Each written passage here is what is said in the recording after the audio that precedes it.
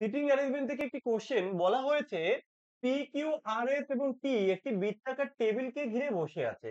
তাহলে আমি তাদের বসার জায়গাটাকে আগে ঠিক করে নিলাম। তাহলে এই ৫ জন আছে তারা, তাই তো? আমি ৫ টা সিট বুকিং করলাম। এই হলো আমার ৫ টা সিট। তো এবার পড়ি দেখি যে কে কোথায় বসবে। কি বলা হয়েছে? আর পি এর ডান দিকে। আর কোথায় আছে? পি এর ডান দিকে। তাহলে আমি এটাকে যদি পি ধরি, এটাকে যদি পি ধরি, দেখো এটা যদি পি হয় তাহলে আর কোন দিকে হবে? তার ডান দিকে। দেখো হচ্ছে কি কেন্দ্রের দিকে মুখ করে বসে আছে।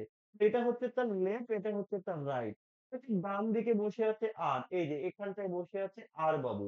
এবার কি বলা হচ্ছে? এবং এফ এর বাঁ দিকে দ্বিতীয় স্থানে বসে আছে কে? ওই আর। এফ এর এফ এফ এর বাঁ দিকে থাকবে।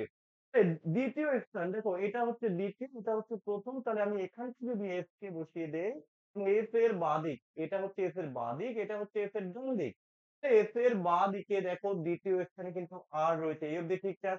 এবার কি বলা হয়েছে? পি এবং এস এর মাঝখানে টি বসেনি। এই পি আর এই এস এর মাঝখানে কিন্তু টি বসেনি, তাহলে এখানটায় কিন্তু তারা টি বসবে না।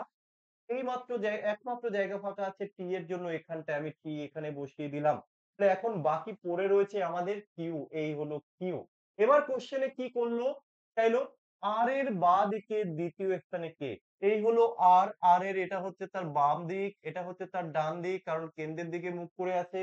তাহলে দ্বিতীয় স্থানে দেখো আর, তার এই প্রথম স্থান, এটা হচ্ছে দ্বিতীয় স্থান, তাহলে দ্বিতীয় স্থানে কে আছে? না কিউ আছে। আশা করি তোমরা বুঝতে পেরেছো।